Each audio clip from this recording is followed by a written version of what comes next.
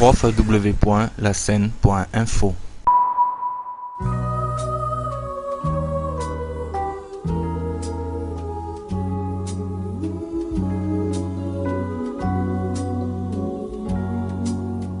J'ai rencontré Isabelle Aubray dans une audition, elle s'appelait Thérèse Coquerel.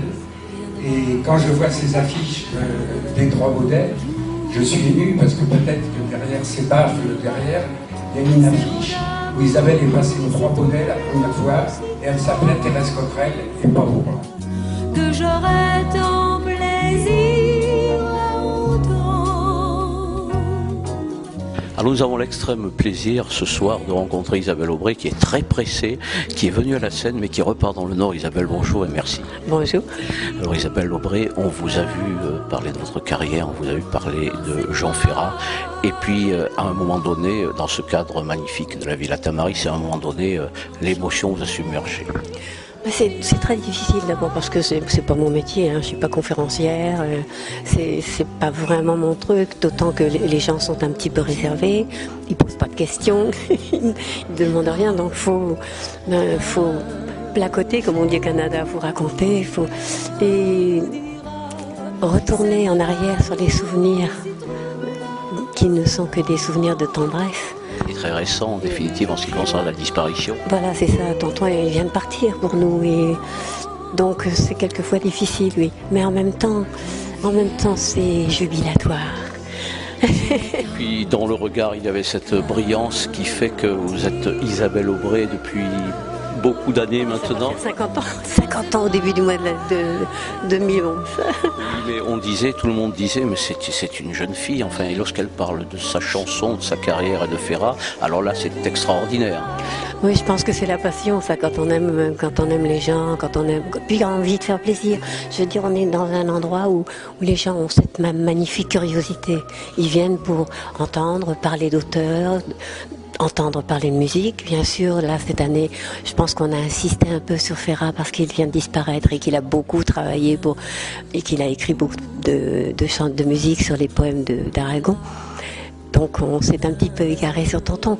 Mais je crois que maintenant, ils sont indissociables. Et plus que jamais, ils vont le rester. Donc, c'est jubilatoire, c'est de l'amour. S'il y a une petite étoile là-haut, eh bien, elle est allée rejoindre Aragon et Brel et que des gens que j'aime. Ce qui vous nourrit en définitive. Oui, je crois que le danger dans l'oubli, c'est qu'on ne parle plus des gens. Si on ne parle plus des gens, on les oublie, ils meurent une deuxième fois. Moi, je parle de ma maman tous les jours. Et ma petite mère, elle est moi, c'est mes cellules, c'est mon corps, c'est ma vie. Et je crois que c'est important, même si de temps en temps on a un peu la larme à l'œil, c'est important de dire tout simplement ce qu'on pense avec le plus de spontanéité possible. J'avais rien préparé. Et c'est tant mieux. Mais c'est justement dans la spontanéité qu'on vous aime, qu'on vous préfère. Et puis les phrases un peu superfétatoires, un peu toutes faites, c'est pas toujours très bon non plus. Ben oui, il peut manquer un peu de cœur et puis on a peur de se tromper dans le texte. Je veux dire, c'est pas toujours une bonne idée, non, c'est vrai. En tout cas, pour ce qui me concerne. Il y a des gens qui préparent très bien parce qu'ils écrivent très bien. Moi, je prépare rien parce que je sais que c'est mon cœur qui parle le mieux. Et le langage du cœur, c'est celui qui est le plus accessible à tout un chacun. Voilà, c'est le langage universel. Alors vous savez que nous avons fait à la Seine un hommage à Ferrat cet été dans le cadre des fêtes de la Seine. J'ai entendu dire ça devait être extrêmement émouvant, oui. Par Jean-Luc Bruno, le garçon qui vous a précédé en chantant quelques chansons. Et nous avons vu tout un conseil municipal terminer en chantant La Montagne. Oh, c'est magnifique, ben oui. C'est avec les voix qu'ils avaient. N'importe, c'est la voix du cœur, voilà. C'est l'envie, c'est ça qui compte. En tous les cas, la vôtre de voix, Isabelle Aubray, elle restera, elle perdurera longtemps, longtemps, longtemps, comme disait Trenet encore parmi nous. Et nous vous remercions de ce petit interview que nous ne souhaitons pas trop long parce qu'on sait que vous êtes fatigué et que vous repartez. Oui, merci, c'est très gentil. Merci en tous les cas. Merci à vous.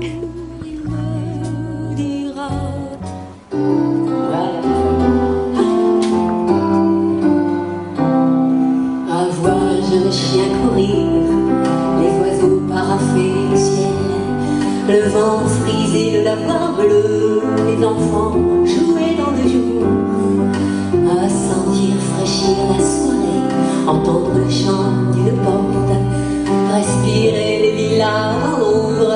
années dans les rues printanières. Rien moins que rien, pourtant la vie. Rien moins que rien, pourtant la vie. À doucement perdre le temps, suivre un bras nu dans la lumière, entrer, sortir, dormir, aimer, avec le vent soit sous les arbres. Mille choses douces sans nom qu'on fait, plus qu'on ne les remarque. Mille nuances d'être humaine, à demi songe, à demi joie. Rien moins que rien, pourtant la vie. Rien moins que rien, pourtant la vie. Celui qui le veut, qu'il s'enivre de la noirceur et du poison. Mais le soleil se préfigure est plus fort que l'ombre qu'il fait. Et qu'irai-je chercher des rimes à ce bonheur pur comme l'air? Un sourire est assez pour dire la musique de l'être humain. Rien moins que rien, pourtant la vie. Rien moins que rien, pourtant la vie. Celui qui le veut, qu'il s'enivre de la noirceur et du poison. Mais le soleil se préfigure est plus fort que l'ombre qu'il fait. Et qu'irai-je chercher des rimes à ce bonheur pur comme l'air? Un sourire assez pour dire la musique de l'être humain. Rien moins que rien, pourtant la vie. Rien moins que rien, pourtant la vie.